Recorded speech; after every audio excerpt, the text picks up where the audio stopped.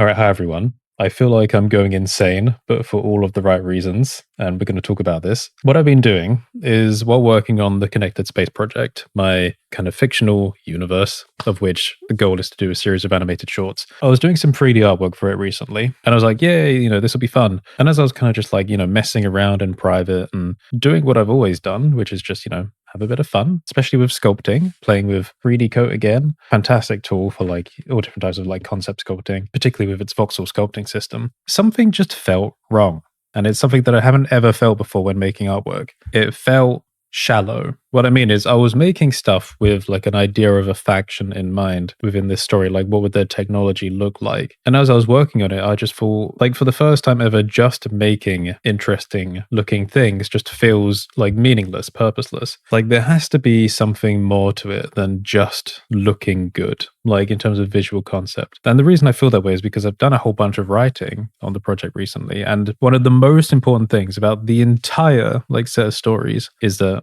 patterns repeat, and you can elucidate all of reality, how it works, how it's composed, what's going to happen, what has happened, just from learning to see the patterns around you, including like an internal reflection, how that reflects on how reality is a continuity maintenance system. So then I got thinking, well, why does it feel shallow? So like just making art, like, people do art for all different types of reasons. I can give an example of like hard surface art, not to throw shade on any particular style. But, for example, a lot of hard surface art material is just, hey, let's make something that's 80% large, 15% medium, 5% small shapes, and it will look satisfying. And that's it. Like there's no like philosophy to the object, to the creation. It's just visual satisfaction. So I was thinking, okay, if you're going to be responsible and make artwork that's actually purposeful, no matter if it looks great or bad, but something that actually has meaning, you have to find a way to take a philosophy for a faction or a person or a brand or whatever and have it represented through every single step in the artwork, through every scale, from the simplest idea to the most complex final form, final piece of artwork. So we're going to take a look at some of my ramblings, and we're also going to have like a little analysis of some really cool artists as well to kind of see where these things gel together. Also, I'll say this pure ref, we're going to read through all of it. I'm not going to hide it from you. It's also available on the August production files on my Patreon for silver tier members if you want to get a hold of the file yourself, and it'll be evolved over time, but if you want to use it, then that's fine. So let's just read here. Jumping straight into creating props, characters, fashion, structural pieces, etc. may produce interesting results, but it may also be devoid of meaning without a purposeful logic. The investigation, or I should say this investigation, is to find a set of common exercises that can be done to help build a visual design language / identity for any particular purpose, like a fictional faction, population, brand, basically general concept design. A philosophy, so like a general life philosophy, can likely be condensed into simple patterns. So what we have here are kind of challenges of logic. I suppose one way of thinking about these are they kind of outline how an abstract philosophy defines shape. Now, don't worry about getting lost in this because we're going to see some visual examples of how this applies to artwork. But this is just the whole point. You give meaning to everything in the process so that it doesn't feel fake. So first of all, consider lines, like basic lines. You got to ask yourself some questions. What happens when lines are parallel? What happens when they touch side by side? What happens when they touch end to end? What happens when they intersect at a shallow angle? And what happens when they intersect at a harsh angle? And also, how does information flow between corresponding lines? Now, you can imagine sketching in transitions here. Like, do things connect earlier on in the process? Does it use extra material to connect them? If things are going to connect, does it actually stop so they don't connect? Imagine you have a faction that's obsessed with efficiency. Does nothing change when lines containing information are parallel? Do they attempt to converge together into a new line? If they're side by side, do they stay perfectly aligned or do they kind of orbit each other and like twist, which is something maybe more expressive? Again, this is not about final artwork. This is just trying to take a philosophy of people and apply it to a very simple exercise. Say, for example, a faction that's obsessed with perfection. Do they only allow transitions at right angles? Like if there's an intersection at a shallow angle, will it instead just flip back around and return to where it was? Almost as if saying, no, we don't want to continue because this is not a perfect angle. Then you can imagine transcribing something like that to a circuit board, where the shape of the circuitry is strange and unusual for us, but maybe appropriate for a faction like that. Now again, not to translate to final artwork, just an exercise, something that you can refer back to later on. And you will be referring back to it. A better example is the particles, because I've got an actual example example of how this applies. And weirdly, this ties into geometry nodes a little bit as well, which you'll see. So particle logic. A group of particles competing for space. Do they overlap or respect the space of other particles? Are they ordered with their distance or chaotic? Do they order into recognizable patterns or express randomness? So do they become ordered or chaotic? Do different types group together or stay distributed? Is the information scattered beyond a boundary or protected within the boundary? So consider these options. This may look like a kind of electron shell. We have two types of particles, and they are perfectly ordered and perfectly distributed into these shells, like an electron. Here we have disorder, but the particles are still respecting the space of each other. Think about these in terms of societies. I know this may be like, I don't really have a good example. Some people, not me, may say that like more Eastern cultures are a bit more orderly in terms of groups, and maybe Western cultures are a bit more about individual liberties and stuff, but still respecting space. If you were transcribing a philosophy of people down into a particle distribution, what might that look like? Here we've got an example of, again, kind of individual chaos, but now no longer respecting the space of each other. And here we've got the kind of individual liberties, no longer fully organized, respecting space, but still we have some organization, like people forming groups together. So it's a really interesting exercise in how you just take a few particles of two different types, and just by reorganizing them, you can kind of represent a philosophy. And this can be reused later when informing shape. And finally, type distribution is interesting. So again, imagine a society where people are very equally distributed. You may think 1, 2, 1, 2, 1, 2, 1. They're just perfectly distributed. Alternatively, one type may group together and another type may group elsewhere, as if segregation. You can then take that decision and, for example, assign it to attributes like thickness. Imagine that the spheres of one type represented energy or information within something like a hard surface object. So let's say there's like a battery inside the object, and you've done this exercise and you've decided that for that faction, people of one type tend to segregate themselves, and maybe this is reflected in the technology. And then if you imagine the presence of energy compared to the lack of a presence of energy, then informs the visual design of the object. So where there is batteries, there are thicker panels, and where there's a lack of batteries or a flow of energy of any kind, there are thinner panels. So this is where you can start transcribing the theory into shape. And now this one is quite important as well, boundary complexity. So let's imagine you have an organization of particles building a kind of boundary here, which you might think of the horizontal line. For the faction, the brand, whatever, do they like to contain all information protected within the boundary, or does some information sit above the boundary? Notice here with this particle. And of that, how are they ordered? Are things more orderly inside the boundary or disordered? Again, you can think about it like a device, right? So human devices like phones. On the inside, things are actually kind of chaotic. You may think they're ordered, because it's like, circuit boards, components, etc. And there are a lot of right angles in there. But actually it's not. We're compressing a lot of individual features into one space, and we're not really caring about what the inside looks like, but we're caring about what the outside looks like. So we're very much like, boundary protecting the outside. That doesn't have to be the case, Why isn't there part of the battery sticking up through the screen? Because we like having the clean aesthetic and the usability. We don't want a battery there in the way, but that may not be the case for like a fictional faction, you know what I mean? So now I kind of got a little bit bored doing renders because I had too many ideas and not enough attention span to sit in the blend file. So let's get through this and I will tell you how I accidentally reinvented the walnut. So if you imagine pieces of information as circles, don't worry, you don't need to read the writing. They could be any shape or represented any way. This is a stylistic choice for you, but just as the simplest demonstration, imagine circles representing pockets or packets of information. You've got to ask yourself a question. Is the information touching? Like, does it communicate through touch, or does it communicate through pathways like a circuit board? And again, we can substitute information for energy. That's really up to you. If they are connected through pathways, are there differences in the length? Does the length correspond to like the intensity of the information? Is it inefficient and does it wind? Is information reinforced by something like structure? Is it protected? Likewise, is the connecting point between information reinforced? When you answer these questions, then you can start to piece together general patterns. So, for example, I decided in this case that maybe the connection point between information was inefficient, so it curves around. I can, by the way, imagine this in three-dimensional space as well, but it's good doing a two-dimensional plan because it's just easier to sketch out and plan. So I've got circles of information, inefficient connecting lines, but all of them are reinforced. So the connection point is reinforced and the information is reinforced. So we get this kind of circular shape. And then I noticed that when you connect information like this, you get a manifold space where there's like a void within information. Now, in 3 dimensions, you can imagine that being, the inside of an object, which is fine. But that also raises more questions for you, like what happens in a manifold space that is contained within an information space? Well, I took the simplest example, which was let's just like fractally connect them,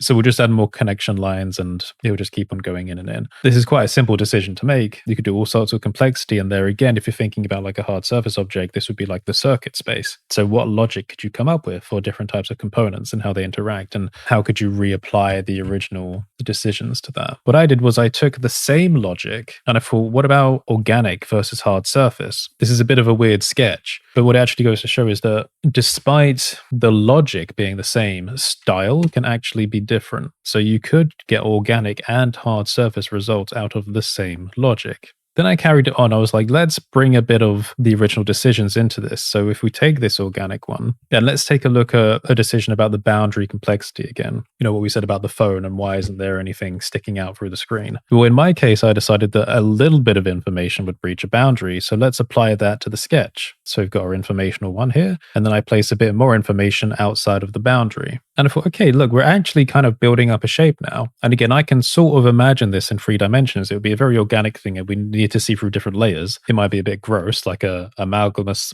blob of organic matter, but we can take it even further. So let's bring in another decision. I decide that I want some kind of, chaos, but individual complexity where space is like respected between particles. So we've got that distribution, and I decide that instead of like an equal diversity, I think maybe this society or the world or the universe or whatever likes to group people by type. So I was like, okay, let's combine these two things. So they're going to group together, they're going to respect their space, but there's still this boundary emission. So this shape becomes this now. So we've got this type clustering. And when I saw this, I knew I'm starting to get somewhere because, again, just like the story for the connected space, you start to see patterns in things. So I was looking at this and thinking, wait, that looks kind of like a vertebrae. Like if you take a cross-section of a spine or something, and maybe you've got like some fluid or, nutrients passing through channels alongside the spine. There's like a histology slice. But this is just the logic. So then you can stretch this out. So I thought, okay, well, what if I, extend the information scape? So you take the circles and you literally continue the same logic, you connect them together, and now you're getting a wider structure. So then you can kind of imagine this being like the skin of a creature or something. And then I thought you can take this even further. So again, going back to the idea of using the earlier logic to change attributes of objects. Let's say I try and associate thickness with the presence of information. Well, let's sketch that out. So where there's information, there is now a thicker boundary, and you start to see that maybe we can get some patterns here where things come in and out. And then I thought about, okay, what about superstructure? Maybe like bone and tissue cells. And then basically when working through this, the questions just kind of got like more and more intense, like questions everywhere. Let's say you had like a void space. Does information want to fit comfortably, or does it try and avoid the comfort? And if so, then what appears in the space? And a further question, if you do have a superstructure, if you zoomed into that, do we get a fractal representation of the logic? Like, does it repeat? And I think the answer should be yes. Like, as you zoom in, you always see the purpose of the fundamental logic and the philosophy of the universe, faction, brand, whatever, represented throughout the artwork. So nothing is necessarily arbitrary, which is what I think a lot of artwork is. It's just arbitrary. But at the end of the day, that doesn't mean that you can't still apply the general rule of cool. Like if you start doing artwork that's following this kind of purposeful philosophy, you can still just make the fun artistic corrections at the end, just to, jazz it up. But you knew that you started from a really purposeful space. Also here, I took another example where I just kind of stretched out and scaled it down over time. And this is like the kind of mouth of a leech now. You see? So we started from simple rules and we're kind of designing life.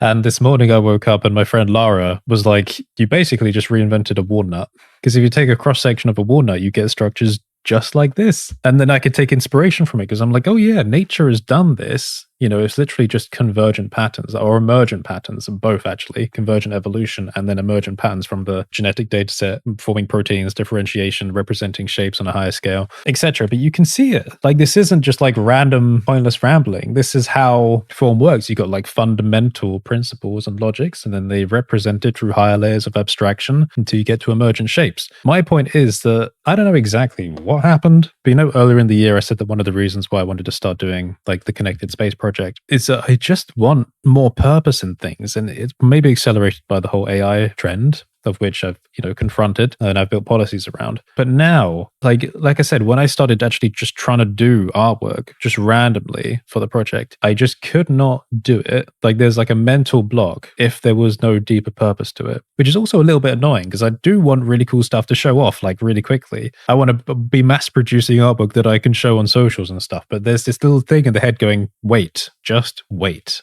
Like, I know you want fast results, but you need this logic in place because I think it's also much more compelling for people to be able to engage with something where they know that everything has a meaning. And I think that translates to many things, like your favorite shows. Like, for example, I was talking to friends about Game of Thrones, right? And then when you get past the point that's already been written, it's very hard to connect with such a terrible ending because it feels like, the original connections to the philosophies and the, religions within the fiction and the things that occur as a result of some kind of eldritch fate are lost. Like, you want to know that there's something deeper to what you're consuming. And that's why I think it's so important having this in place. Now we're going to take a look at some really nice, like complex artworks. Before we do that, my friends gave me some recommendations. So Lara, who is again like much more trained in art theory than I am, she was like, I see what you're doing and I've got something that I want you to read. So we've got Kandinsky Point and Line to Plane, which is like well, actually, I don't even know how to describe it, but it's really interesting. I'm still reading it. And it's actually pretty much literally exactly about what we're talking about. We said it's kind of funny how you feel like you're coming up with something new. Actually, I wasn't even thinking that this was new. You come to your own conclusions and then you realize that people throughout history have already come to the same conclusions, but for different reasons. So it's kind of interesting in that way because I know that I'm onto something, but I'm just figuring it out as I go along, and I don't think it will ever be fully complete. So that's why I'm making this purif board available. And obviously, I want to turn these ramblings into much nicer like demonstrations and examples. So there's Point and Line to Plane, which is one recommendation. She also recommended I read The Work of Art in the Age of Mechanical Reproduction. And then my friend Azzy recommended a lecture, which is Why Are There No New Aesthetics? So I need to watch that as well. So let's take a look at artwork. I've got two artists here. One is Andre, also known as Aurora Machina or Machina, depending on how you want to say it. They do courses, and I stumbled on some of the artwork here, some promotional material for one of the courses. Not sponsored, by the way. This is just me organically discovering and wanting to talk about them. And another artist, again, recommended by Azzy, this one, Katja Linson. Again, apologies for pronunciation. So we're going to have a look at the things that I've kind of thought from looking at them. But just before we do that, I think this is really important that we analyze artwork that I think is well designed and has meaning. And at the same time, we look at the fundamental logics of like the physics. So you're getting things from two directions, right? You're getting the fundamental, the smallest possible package of information, and the complex, the complete. And I feel like if we break down the complex artwork and if we work on the principles, then in the middle, we may meet a resolution where this whole theory starts working, the visual design exercises. So you can see that Andre here has done some really cool like mech design type stuff where it's like semi-organic and hard surface at the same time, which really plays into this logic pretty well. One thing I noticed from looking at them is that you can see, through the transparency in this work here, we've got like flows of information under the musculature type structure. So you can consider it complying to a logic like the one we've been transcribing here. You see like connective pieces between information and some information breaching beyond a boundary. We can see it within the wings, but we have like a superstructure and information connecting between points. Another area to explore as well was a shape transition memory for like three-dimensional joints, which I haven't even written down in this pure ref yet, but I thought this was a good example where almost like kit bashing, if for every faction you're coming up with a logic for, you had a set of exercises which were just basic transitions, basic joints. So you have a very template object of every possible 3D joint, and then you redesign that for the faction, and it's something that you can then reuse in many places like kit bashing. But once you've created these fundamental pieces, that will take you a long way in doing designs, because pieces like this are very characterful and meaningful. These are like very designed things that it doesn't really matter what's attached to them. Once you've designed that, it's like a milestone. I was also noticing shapes like this. We got some repeating, like almost, diamond-like things going on. And I was thinking, are there basic motifs, like basic shapes that maybe you literally draw out one geometry, just like a fundamental exercise that we're doing over here, but something that's reflected through scale. So in this case, it would be like a smooth diamond, and you could almost draw it everywhere in the shape. We've also got things like the directionality of functions. So we see that this mech is pointing forwards, but that doesn't necessarily need to be the case. I mean, that's something that we settle on, like a car. forwards, a plane forwards. But why? We can consider the idea of like a two-directional car or a two-directional plane. It's just kind of efficient having things work in one direction. But that doesn't need to be the case, so that could be another question. Also, form meeting function. So here in this kind of drop chopper thing, we can see that it's carrying other vehicles. So we can consider the form is directly associated to a function it's providing, and that function is something obvious. And then we can reasonably consider that there are internals here being kept by this manifold shape. One thing I found interesting here as well is thinking about the abstraction of information. So we see that there's a lot of, pathways and cables, and they have this really interesting design of a laser that's kind of got this Death Star vibe to it, but it's only coming from 4 points. But you see throughout a lot of the substructure that there's definitely more than 4 flows of information. So it got me thinking about how where there is purpose, where there is function, like at the hands here, maybe many things become fewer things. And that is abstraction. And that plays again a lot into like the connected space project. So maybe abstraction in design is something that should really be looked at. And then we have things like narrative purposes. So again, I haven't even explored this in the file yet, but as he was telling me that Katya likes to investigate like the manufacturing processes of things. So when you're looking at a surface, you can infer intent, much more believably. So we've got things like where points should be connected to other objects as well. Like that's an important part, like the storytelling. So these are just things to highlight. So you've got manufacturing and purpose. And back to another piece here, thinking about a manifold shape, right? So imagine this whole piece of which we can infer there are things inside may be a representation of the cell, where there's stuff contained inside. Entry and exit points for access to information. These are other things that should be explored as well, where we can have motifs like the patterns of the surfaces that are things that should be decided. So maybe there are things that should be added very early on. Again, like the shape, like the rounded diamond, and general surface motifs, like patterns that can become many things like surface details or branding details or just stuff that's just reflected through scale. I mean, side note, thinking back on it, this is kind of exactly why I like hex scatter, Our tool for Blender of turning non-seamless textures into seamless materials with a proper PBR high blending method. Where, like, side note, after doing hex scatter, we started seeing a lot of other people doing hexagonal seamless solutions, but ours is still the best. I've looked at people's attempts at height blending. They're still doing it wrong. A lot of people are doing it in a linear way. Most people are completely forgetting normal correction. Whatever. The point is, I got obsessed with the idea of hexagons from a book. Let me go and grab it. So while people have been copying us, I have been copying Forces of Nature by Brian Cox and Andrew Cohen. Symmetry, page 18. Why do bees build hexagons? I won't read the whole thing, but it mentions about Darwin's notes, where he says, it seems at first quite inconceivable how they can make all the necessary angles and planes or even perceive when they are correctly made, but the difficulty is not so great as it first appears. All this beautiful work can be shown, I think, to follow from a few very simple instincts. He was kind of close, but it's more about fundamental, simple rules. Darwin concluded that bees build hexagonal honeycombs because they are the most economical way of dividing up their honey storage area.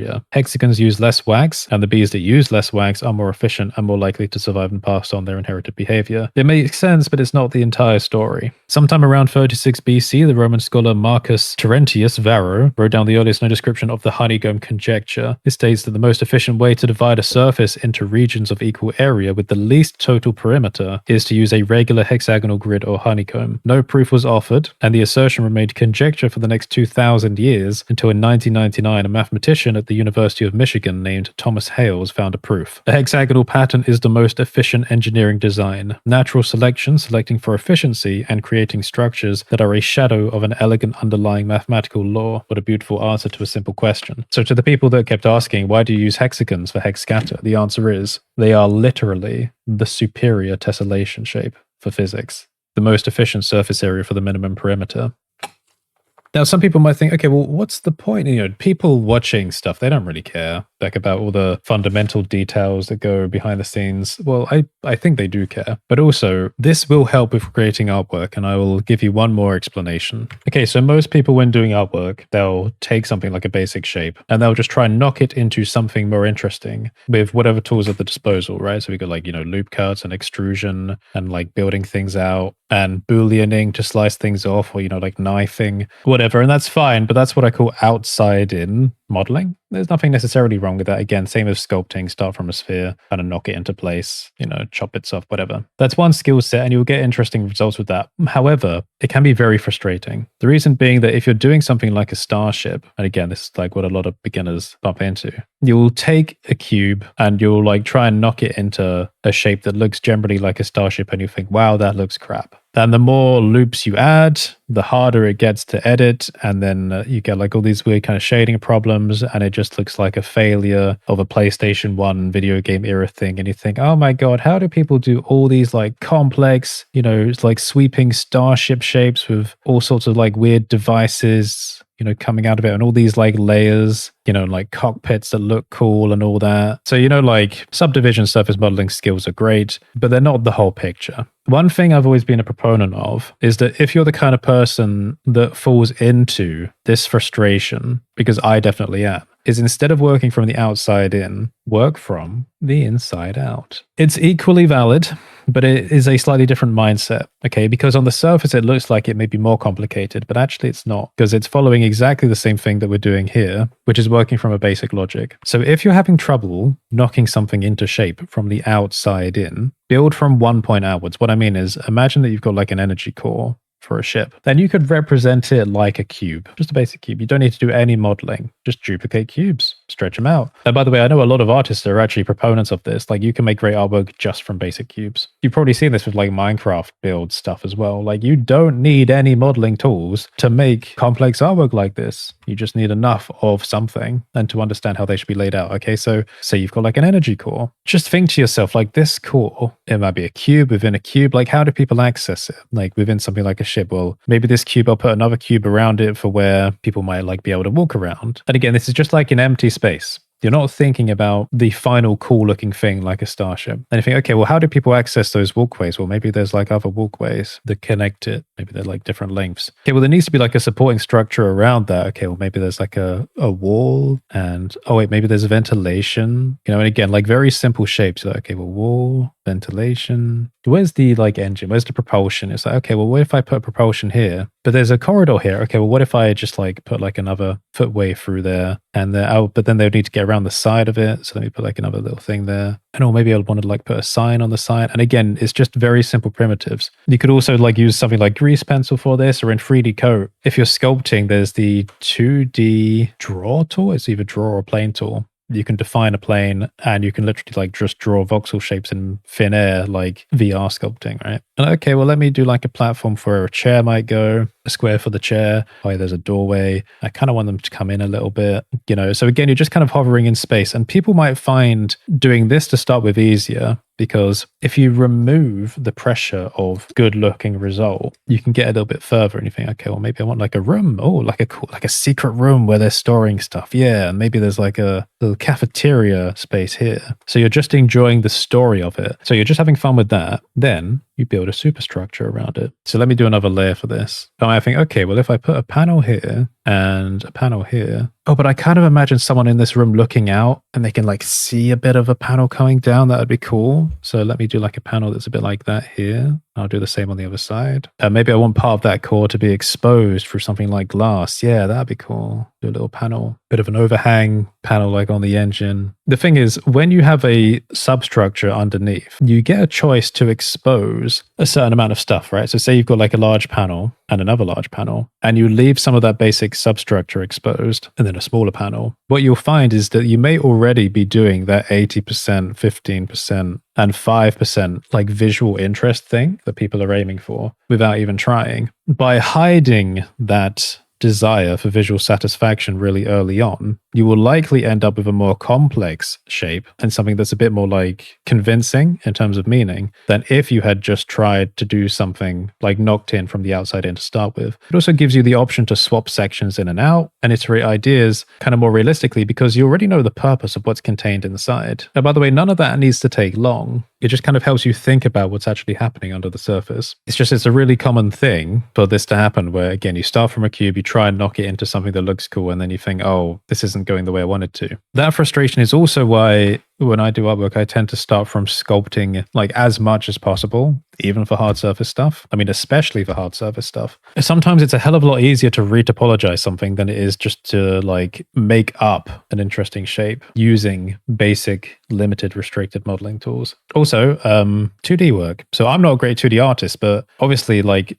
this thing gives me a much better direction than if I was just like, knocking a cube into shape like this. So literally, even if you have very low 2D skills, underdeveloped in terms of perspective, because I still need a lot of work, like in perspective and all that, this is way more informative than useful as a guide. So like I'm by no means an expert like concept artist, but you can tell that I think a fair bit about the logic and the science of things. So maybe there's something to glean from this. If you want to support my work, by the way, like I said, I will put this file up on my Patreon under the August production files. And once it's a bit more developed, I'll then list it on the workflow section of the members lounge. Again, silver tip patrons get access to this stuff. If you made it to the end, put a unicorn emoji in the comments for the parasocial validation. Windows key and the period key will open an emoji keyboard on Windows. Have a great day, and I'll see you next time. Thank you for watching. If you want to support my projects and get access to story content along with my collection of files and tools, then consider signing up to my Patreon. Find more information at curtisholt.online/Patreon. Members can also browse their content at curtisholt.online/members. And of course, if you want to connect with talent or collaborate on something, or even be featured in one of these videos, then take a look at my services page as well. Thank you and have a great day.